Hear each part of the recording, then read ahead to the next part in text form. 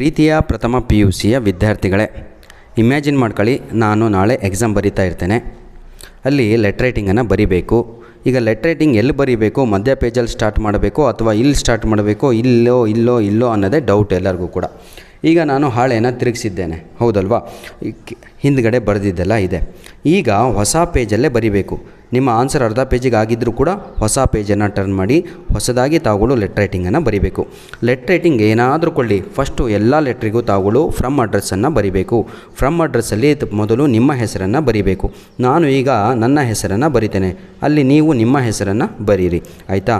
ಇಸ್ಲಾಂ ಅಂತ ಬರೆದು ನಾನು ಏನು ಮಾಡ್ತೇನೆ, ಫಸ್ಟ್ PUC ಅಂತ ಬರೀತೇನೆ. ಸೈನ್ಸ್ ಬೇಕಾದರೆ ಸೈನ್ಸು, ಕಾಮರ್ಸ್ ಬೇಕಿದ್ದರೆ ಕಾಮರ್ಸನ್ನು ಬರ್ಕೊಳ್ಳಿ. ನಂತರದಲ್ಲಿ ಇಷ್ಟೇ ಮುಗಿಲಿಲ್ಲ, ಏನು ನಿಮ್ಮ ಫ್ರಮ್ ಅಡ್ರೆಸ್ಸಲ್ಲಿ ಸಂಪೂರ್ಣವಾಗಿ ಅಟ್ಲೀಸ್ಟ್ ಒಂದು 4 ಲೈನು ಇರಬೇಕು. ನಂತರದಲ್ಲಿ ನಿಮ್ಮ ಕಾಲೇಜಿನ ಹೆಸರು ಬರಿಬೇಕು. ಈಗ ನಾನು ಬರಿತೀನಿ ಪೀಸ್ ಕಾಲೇಜ್ ಅಂತ, ಆಯಿತಾ? ಬರೆದಾದ್ಮೇಲೆ ಒಂದು ನಿಮ್ಮ ಜಿಲ್ಲೆಯ ಹೆಸರು ಬರಿಬೇಕು. ಈಗ ನಾನೇನು ಮಾಡ್ತೀನಿ, ಒಂದು ಶಿವಮೊಗ್ಗ ಅಂತ ಬರೀತೇನೆ, ಓಕೆ? ನೀವು ನಿಮ್ಮ ಜಿಲ್ಲೆಯ ಹೆಸರನ್ನು ಬರೀರಿ. ಇದಕ್ಕೆ ನಾವು ಏನಂತೀವಿ ಅಂತ ಹೇಳಿದರೆ, ಫ್ರಮ್ ಅಡ್ರೆಸ್ ಅಂತ ಕರಿತೀವಿ. ಆದರೆ ತಾವುಗಳು ಎಕ್ಸಾಮಲ್ಲಿ ಫ್ರಮ್ ಅಂತ ಬರೀಬಾರ್ದು. ಈಗ ನಾನು ನಿಮಗೆ ಕಲಿಯಕ್ಕೋಸ್ಕರ ನಾನು ಏನು ಮಾಡ್ತಾಯಿದ್ದೇನೆ, ನಿಮಗೆ ತೋರಿಸ್ತಾ ಇದ್ದು ಇದನ್ನೇ ನಾವು ಫ್ರಮ್ ಅಡ್ರೆಸ್ ಅಂತ ಹೇಳ್ತೀವಿ. ಇದನ್ನು ಬರೀಬಾರ್ದು ಎಕ್ಸಾಮಲ್ಲಿ. ಈ 4 ಲೈನನ್ನು ತಾವುಗಳು ಬರೀಬೇಕು. ಈಗ ನಂತರದಲ್ಲಿ ಒಂದು ಲೈನನ್ನು ಬಿಟ್ಟು ಎಕ್ಸಾಮ್ ಡೇಟ್ ಏನು ನಾಳೆ 19 ಆಗುತ್ತೆ, ಆಯ್ತವಾ? 19 ಅಂತ ಆಗುತ್ತೆ. 19 ಅಂತ ಬರೀಬೇಕು. ಈ ರೀತಿ ಬರೆದು FEB ಅಂತ ಬರೀಬೇಕು. ಸ್ವಲ್ಪ ಸ್ಪೇಸ್ ಬಿಟ್ಟು ಕಾಮ ಹಾಕಿಬಿಟ್ಟು 2024 ಅಂತ ಬರೀಬೇಕು. ಪ್ರತಿಯೊಬ್ಬರು ಕೂಡ ಹೀಗೆ ಬರೀಬೇಕ್ರಿ. ನೀವು ನನ್ನ ಒಂದು ಯಾವುದು ಸ್ಪೆಷಲಿಸ್ಟ್ ನಾನು ಹಿಂಗೆ ಬರಿತೀನಿ ಸರ್, ಹಿಂಗೆ ಬಾರ್ ಹಾಕಿ ಹಿಂಗೆ 2 ಅಂತ ಹಾಕಿ ಹಿಂಗೆ 24 ಅಂತ ಬರಿತೀನಿ ಅಂದರೆ ಇದು ಎಲ್ಲ ತಪ್ಪು. ಇದು ಸರಿ, ಇದೇ ಸರಿ. ಅರ್ಥ ಆಯ್ತಲ್ವಾ? ನಾನು ನಿಮಗೆ ತೋರಿಸ್ತಾ ಇರೋದು ಇದು ತಪ್ಪು ಅಂತ. ನೋಡಿ, ಫ್ರಮ್ ಅಡ್ರೆಸ್ ಆಯಿತು, ಡೇಟ್ ಆಯಿತು, ಮತ್ತೆ ಒಂದು ಲೈನನ್ನು ಬಿಡಬೇಕು ಪ್ರೀತಿಯ ಮಕ್ಕಳೇ, ಓಕೆ? ಈಗ ನಾನು ನಿಮಗೆ ಪ್ರಿಂಟ್ ಆಗಿರೋದೇ ತೋರಿಸ್ತಿದ್ದೆ, ಆದರೆ ಅದು ನಿಮಗೆ ಅರ್ಥ ಆಗಲ್ಲ. ಬನ್ನಿ, ಈಗ 2 ಅಡ್ರೆಸ್ ಬರೀಬೇಕು. 2 ಅಡ್ರೆಸ್ ಎಲ್ಲಿಂದ ತರ್ತೀರಾ? ನೋಡಿ, 2 ಅಡ್ರೆಸ್ಸು ಎಲ್ಲಿಂದ ತರಬೇಕು ಅಂದರೆ, ಕ್ವಶನ್ ಪೇಪರ್ ಮೇಲೆ 2 ಅಡ್ರೆಸ್ ಇರುತ್ತೆ, ಲೆಟ್ರ್ ಇರುತ್ತಲ್ವಾ? ಈಗ ಇಮ್ಯಾಜಿನ್ ಮಾಡ್ಕೊಳ್ಳಿ, write a letter to your principal asking 2 days leave ಅಂತ ಇರುತ್ತೆ. ಅಥವಾ write a letter to your principal asking TC transfer certificate ಅಂತ ಇರುತ್ತೆ. ಅಥವಾ write a letter to your head master asking study certificate ಅಂತ ಇರುತ್ತೆ. ಏನೋ ಒಂದು ಇರಲಿ, ಯಾವುದೇ ಲೆಟ್ರ್ ಇರಲಿ, ಎಲ್ಲದಕ್ಕೂ ಕೂಡ 2 ಅಡ್ರೆಸ್ಸನ್ನು ಬರೀಬೇಕು. ಹಾಗಿದ್ದರೆ 2 ಅಡ್ರೆಸ್ಸಲ್ಲಿ ನಾವು ಏನು ಬರೆಯೋಣ ಅಂತ ಈಗ ನೋಡೋಣ. ಈಗ ನನ್ನ ಲೆಟ್ರಲ್ಲಿ ಏನಂತ ಇದೆ, ಇಮ್ಯಾಜಿನ್ ಯುವರ್ ಸೆಲ್ಫ್, ಓಕೆ? ತಾವುಗಳು ಕೂಡ ಒಂದು ಲೆಟ್ರನ್ನು ಬರೆದ್ರೆ ಕನ್ಫರ್ಮೇಷನ್ ಆಗುತ್ತೆ.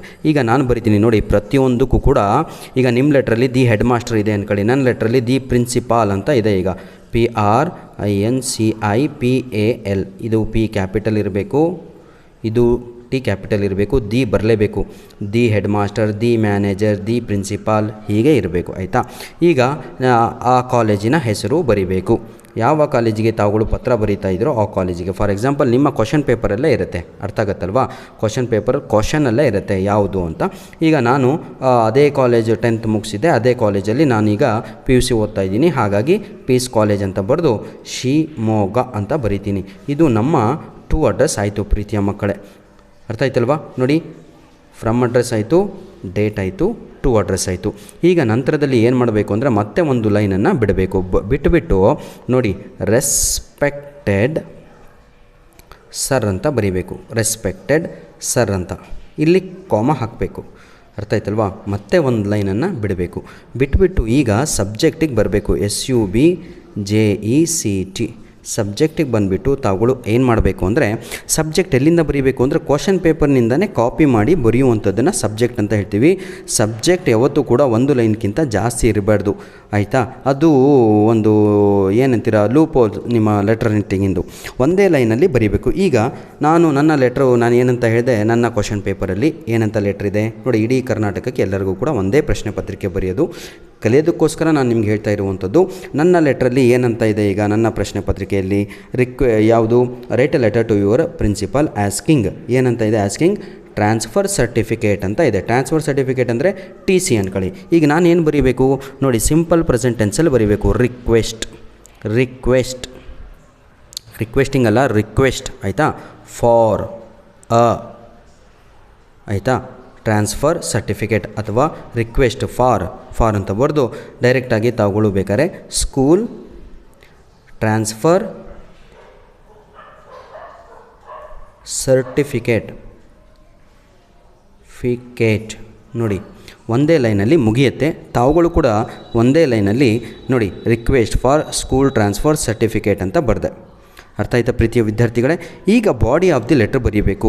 ಬಾಡಿ ಆಫ್ ದಿ ಲೆಟರ್ ಬರೆಯೋ ಸಮಯದಲ್ಲಿ ಏನು ಮಾಡಬೇಕು, ಮತ್ತೆ ಒಂದು ಲೈನನ್ನು ಬಿಟ್ಕೊಂತ ಹೋಗಬೇಕಾಗತ್ತೆ. ನೋಡಿ ಪ್ರತಿಯೊಂದು ಕೂಡ ನಾನು ಈ ಮಾರ್ಜಿನ್ ಇದೆ ಅಲ್ವಾ, ಇಲ್ಲಿಂದನೇ ಸ್ಟಾರ್ಟ್ ಮಾಡ್ತಾಯಿದ್ದೀನಿ. ಏನೇ ಬರೆದ್ರೂ ಕೂಡ ತಾವುಗಳು ನೋಡ್ಬೋದು. ಫ್ರಮ್ ಅಡ್ರೆಸ್ ಕೂಡ ನನ್ನ ಮಾರ್ಜಿನಿಗೆ ಟಚ್ ಆಗಿದೆ, ಡೇಟ್ ಕೂಡ ಆಗಿದೆ, ಟು ಆಗಿದೆ, ಸಲ್ಯೂಟೇಷನ್ ಪಾರ್ಟ್ ಆಗಿದೆ, ಸಬ್ಜೆಕ್ಟ್ ಪಾರ್ಟ್ ಕೂಡ ಆಗಿದೆ.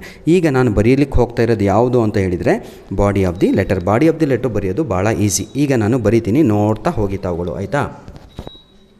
ನೋಡಿ ಪ್ರೀತಿಯ ವಿದ್ಯಾರ್ಥಿಗಳೇ, ಬಾಡಿ ಆಫ್ ದಿ ಲೆಟ್ರನ್ನು ಬರೆಯೋದು ಹೇಗೆ ನೋಡಿ, ವಿತ್ ಅಂತ ಹಾಕಿ. ವಿತ್ ಅಂದರೆ ಮೇಲೆ ನೋಡಿ, with reference REF okay ERENCE reference to the above ABOVE above subject ಅಂದರೆ ಮೇಲೆ ಹೇಳಿದ ಹಾಗೆ ಅಂತ. ಮೇಲೆ ಹೇಳಿದ ಹಾಗೆ ಕಾಮ ಹಾಕಿ ಐ ಅಂತ ಬರೀರಿ. ಐ ನಿಮ್ಮ ಹೆಸರೇನು? ಓಕೆ, ನನ್ನ ಹೆಸರು ಇಸ್ಲಾಂ. ಈಗ ಇಸ್ಲಾಂ ಅಂತ ಬರಿತೀನಿ. ನಿಮ್ಮ ಹೆಸರೇನು? ನೀವು ಅದನ್ನು ಬರೀರಿ. ನೋಡಿ 10th ಸ್ಟ್ಯಾಂಡರ್ಡ್. ಏನು ಸರ್ 10th ಅಂತ ಬರೀತಾ ಇದ್ದೀರಾ? ಮೇಲ್ಗಡೆ ನೋಡಿದರೆ PUC ಅಂತ ಬರೆದ್ರಿ. ಹೌದು, ಈಗ ನಿಮಗೆ ಟ್ರಾನ್ಸ್ಫರ್ ಸರ್ಟಿಫಿಕೇಟ್ TC ಬೇಕಾಗಿರೋದು 10th ಸ್ಟ್ಯಾಂಡರ್ಡಿಂದು. ಅಲ್ಲಿ ಕ್ವಶನ್ ನೋಡಿದರೆ ಗೊತ್ತಾಗುತ್ತೆ. ಇಲ್ಲ ಅಂತ ಹೇಳಿದರೆ ತಾವುಗಳು ಏನು ಮಾಡ್ಬೋದು, ತಾವುಗಳು ಫಸ್ಟ್ ಇಯರ್ PUC ಆದಮೇಲೆ ಬಿಟ್ಟು ಹೋಗ್ತಾ ಇದ್ದೀರಾ ಅಂದರೆ ಅದನ್ನು ಕೂಡ ತಾವುಗಳು ಬರೆಯಬಹುದು. ಯಾವ ರೀತಿಯಾಗಿ ಅಂತ ಹೇಳಿದರೆ ಐ ಇಸ್ಲಾಂ 11th ನೋಡಿ 11th ಅಂದರೆ ಹೇಳಿದರೆ first PUC student of your college wants to. ಹೌದಲ್ವಾ? ಇಲ್ಲಿ ನಮ್ಮ ತಂದೆ ರಿಟೈರ್ಡ್ ಆಗಿದೆ, ಏನಂತೀರಾ, ಟ್ರಾನ್ಸ್ಫರ್ ಆಗಿದ್ದಾರೆ, ನಾನು ಸೆಕೆಂಡ್ ಇಯರ್ PUC ಬೇರೆ ಕಡೆ ಬರೀತೀನಿ ಅಂದ್ಕೊಂಡು ಕೂಡ ತಾವುಗಳು ಫಸ್ಟ್ ಇಯರ್ PUCಯನ್ನು ಇಲ್ಲಿ ಬರೆಯಬಹುದು.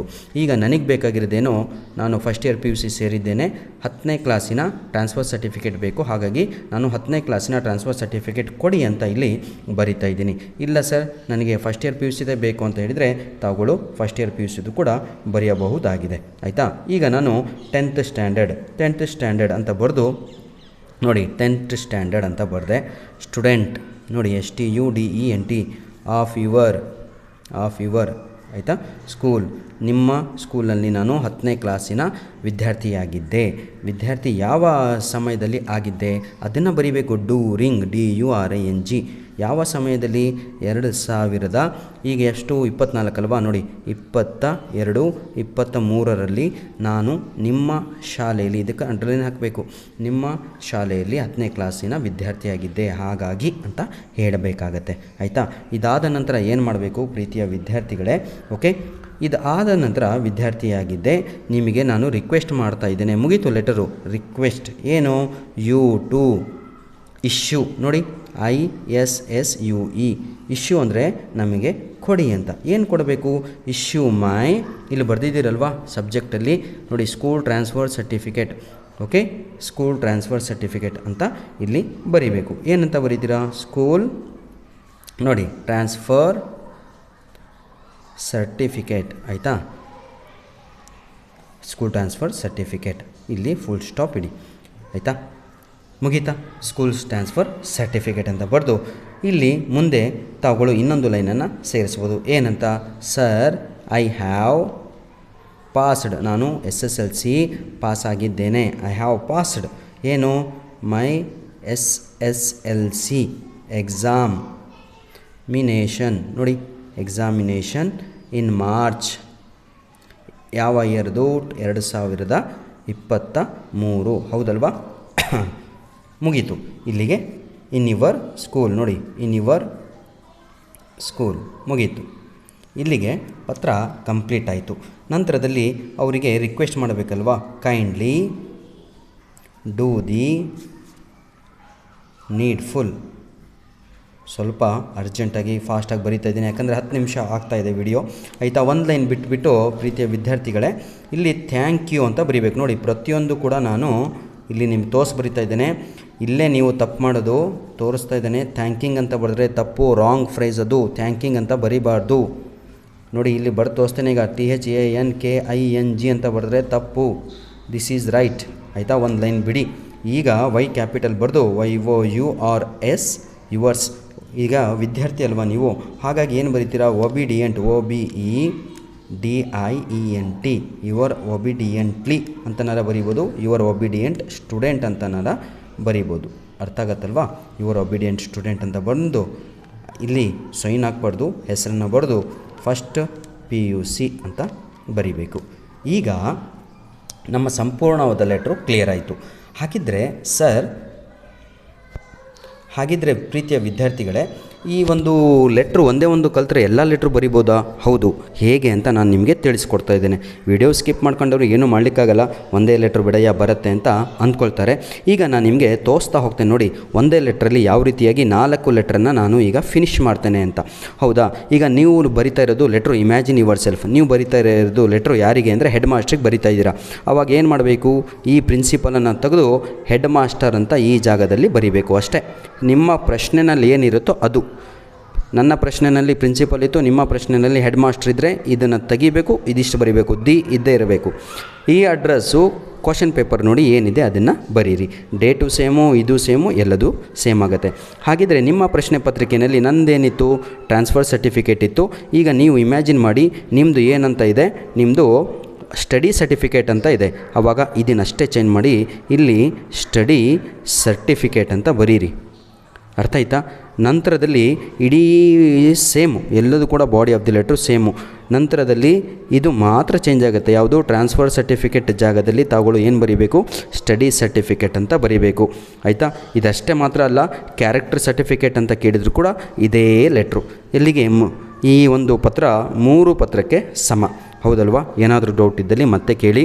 ಈ ವಿಡಿಯೋದ ಕೆಳಗಡೆ ನಾನು ಏನು ಮಾಡ್ತೇನೆ ಅಂದರೆ, ಆ ಒಂದು ಬ್ಯಾಂಕ್ ಅಕೌಂಟ್ ಏನಂತೀರ, ಬ್ಯಾಂಕಿಂಗ್ ಲೆಟರನ್ನು ವಿಡಿಯೋವನ್ನು ಕಾಪಿ ಮಾಡಿ ನಿಮಗೆ ಅಲ್ಲಿ ಲಿಂಕನ್ನು ಕೊಟ್ಟಿರ್ತೇನೆ ಈ ವಿಡಿಯೋದ ಡಿಸ್ಕ್ರಿಪ್ಷನ್ ಬಾಕ್ಸಲ್ಲಿ. ಆ ಬ್ಯಾಂಕಿಂಗ್ ಲೆಟ್ರು ಕೂಡ ತಾವುಗಳು ನೋಡಿಕೊಳ್ಳಬಹುದು. 4 ಲೆಟರ್ಗಳನ್ನು ತಾವುಗಳು ಕಲೀಲೇಬೇಕು. ಒಂದು ಇದೇ ಲೆಟ್ರು, ಇನ್ನೊಂದು ಲೀವ್ ಲೆಟರ್ ಕಳಿಬೇಕಾಗತ್ತೆ, ಆ ಲೆಟ್ರನ್ನು ನಾನು ಮಾಡಿ ಹಾಕ್ತೇನೆ.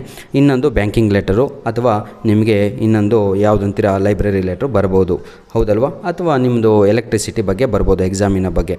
ಅಂದರೆ ಎಲೆಕ್ಟ್ರಿಸಿಟಿ ಪವರ್ ಕಟ್ ಆಗ್ತಾ ಇದೆ, ಜಾಸ್ತಿ ನಮಗೆ ಕೊಡಿ ಅಂತ ಹೇಳ್ಬಿಟ್ಟು KEBನವರಿಗೆ ಒಂದು ಪತ್ರ ಬರೆಯುವಂಥದ್ದು. ಧನ್ಯವಾದಗಳು ಪ್ರೀತಿಯ ವಿದ್ಯಾರ್ಥಿಗಳೇ. ಓಕೆ, ಇನ್ನೊಮ್ಮೆ ನೀಟಾಗಿ ನೋಡ್ಕೊಂಬಿಡಿ ಎಲ್ಲರೂ ಕೂಡ. ಓಕೆ, ನಾನು ತೋರಿಸ್ತಾ ಹೋಗ್ತೇನೆ, ನಿಮಗೆ ಎಲ್ಲದೂ ಕೂಡ ತೋರಿಸ್ತೇನೆ ನೋಡಿ. ಇದನ್ನು ನಾವು ಫ್ರಮ್ ಅಂತ ಹೇಳ್ತೇವೆ. ಓಕೆ, ಅದಾದ ನಂತರ ಒಂದು ಲೈನ್ ಬಿಟ್ಬಿಟ್ಟು ಡೇಟನ್ನು ಬರೀಬೇಕು. ಡೇಟ್ ಈ ರೀತಿ ಬರೆದ್ರೆ ತಪ್ಪು, ಈ ರೀತಿಯೇ ಬರೀಬೇಕು. ನಂತರದಲ್ಲಿ ಟು ಅಡ್ರೆಸ್ಸನ್ನು ಬರೀಬೇಕು. ಒಂದು ಲೈನ್ ಬಿಟ್ಟು ರೆಸ್ಪೆಕ್ಟೆಡ್ ಸರ್ ಅಂತ ಬರೀಬೇಕು. ಸಬ್ಜೆಕ್ಟ್ ಒಂದೇ ಲೈನ್ ಇರಬೇಕು. ರಿಕ್ವೆಸ್ಟ್ ಫಾರ್ ಸ್ಕೂಲ್ ನೋಡಿ, study certificate, request for school transfer certificate, request for school character certificate, ಏನಾದರೂ ಬರೀರಿ ಸರ್, ಎಲ್ಲದೂ ಕೂಡ ಒಂದೇ. ಇದು ಬಾಡಿ ಆಫ್ ದಿ ಲೆಟ್ರು. ಗಟ್ಟು ಹೊಡೀರಿ. ಒಂದು ಲೈನ್ ಬಿಟ್ಬಿಟ್ಟು ಥ್ಯಾಂಕ್ ಯು ಅಂತ ಬರೀರಿ. ಥ್ಯಾಂಕಿಂಗ್ ಯು ಅಂತ ಬರೆದ್ರೆ ತಪ್ಪಾಗುತ್ತೆ. ಯುವರ್ಸ್ ಒಬಿಡಿಯೆಂಟ್ಲಿ ಅಂತಲೇ ಬರೀಬೇಕು, ಅದಕ್ಕೆ ಅಪಾಸ್ಟ್ರಫಿಯನ್ನು ಹಾಕ್ಬಾರ್ದು. ಇದು ನನ್ನ ಲೆಟರಿನ ಫಾರ್ಮೇಟು. ಇದು ನಾನು ಪ್ರಿಪೇರ್ ಮಾಡಿದ್ದಲ್ಲ, PU ಬೋರ್ಡ್ ವತಿಯಿಂದ ಬಂದಂತಹ ಫಾರ್ಮೇಟ್ ಆಗಿರುತ್ತೆ. ಧನ್ಯವಾದಗಳು. ದಯವಿಟ್ಟು ಕೊನೆಯದಲ್ಲಿ ಮತ್ತೆ ಒಮ್ಮೆ ರಿಕ್ವೆಸ್ಟ್ ಏನು ಅಂತ ಹೇಳಿದರೆ, ನಮ್ಮ ಎಲ್ಲ ವೀಡಿಯೋಸ್ಗಳನ್ನು ಫ್ರೆಂಡ್ಸ್ಗಳಿಗೆ ಶೇರ್ ಮಾಡಿ, ಒಂದು ಥ್ಯಾಂಕ್ ಯು ಅಂತನಾದರೂ ಕೃತಜ್ಞತೆಯನ್ನು ಸಲ್ಲಿಸಿ ಈ ವಿಡಿಯೋವನ್ನು ನೋಡಿಬಿಟ್ಟು ಅಂತ ಹೇಳಿ ವಿಡಿಯೋನ ಇಲ್ಲಿಗೆ ಮುಗಿಸ್ತಾ ಇದ್ದೇನೆ. ಧನ್ಯವಾದಗಳು.